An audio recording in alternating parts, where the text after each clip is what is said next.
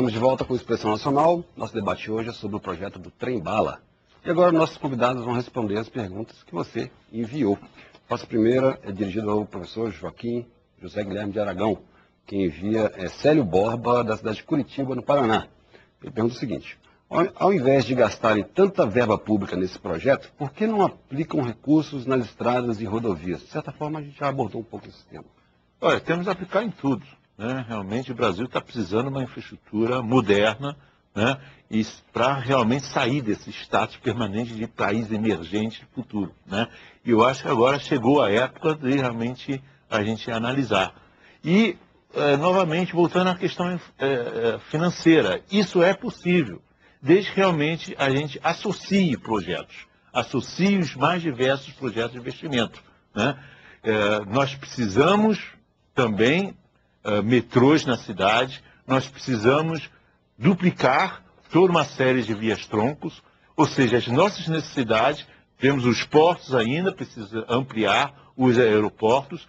Eu acho que nós não podemos colocar um investimento contra o outro, nós temos que saber fazer os mais diversos investimentos, mas cada um saber viabilizar através da inserção desses projetos em desenvolvimento regional. Por quê? Isso vai trazer os investimentos privados que vão poder financiar não apenas os investimentos particulares, mas também as infraestruturas que vão fazer a economia crescer. Permite complementar apenas o seguinte: 100% das obras de restauração e manutenção no Brasil estão no PAC.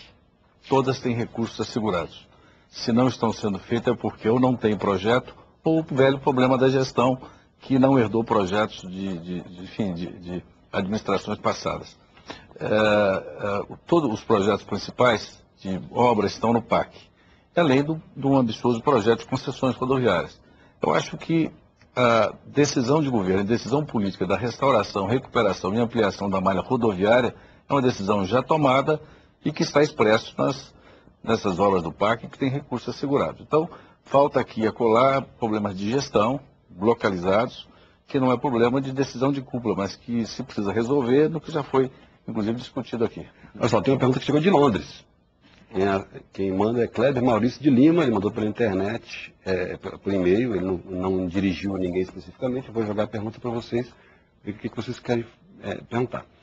Ele pergunta o seguinte: conectar sul-sudeste como um todo com a malha já existente e sucateada não é mais útil para o desenvolvimento econômico?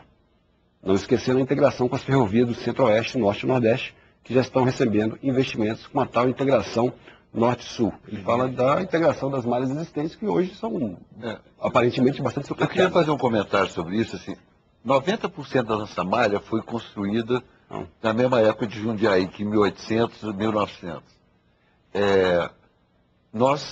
Ela é absolutamente inadequada para circular um trem acima de 50 km por hora. O melhor trecho circula trem de 50 km. Agora, o governo está construindo hoje 5 mil quilômetros de ferrovias novas, que são as ferrovias, a Ferrovia Norte-Sul, a Transnordestina, a Ferrovia de Integração Leste-Oeste na Bahia, que são ferrovias que hoje o mundo tem tecnologias, o deputado deve ter visto isso na Europa, nessas viagens, que podem circular trens de até 200 km por hora.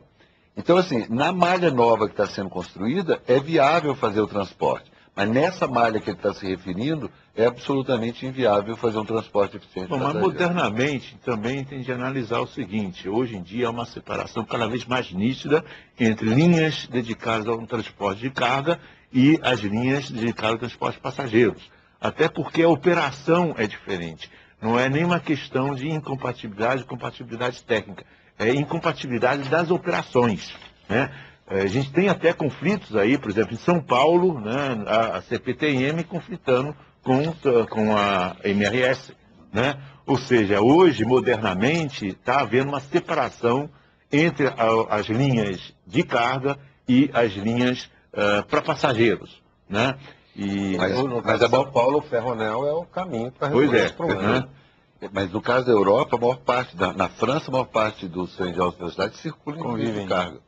Então, Sim, também. É viável, dependendo da densidade. Mas há conflitos operacionais. Apenas queria abordar o seguinte: o projeto hoje do governo federal, que existe em andamento, inclusive sei disso porque fui relator de todas essas matérias, é extremamente ambicioso, inclusive com um projeto de interligação de todos os portos brasileiros do Atlântico com a interligação do Pacífico com a ferrovia transcontinental, um projeto que também já está em estudo de viabilidade, a parte dele está no PAC, não é?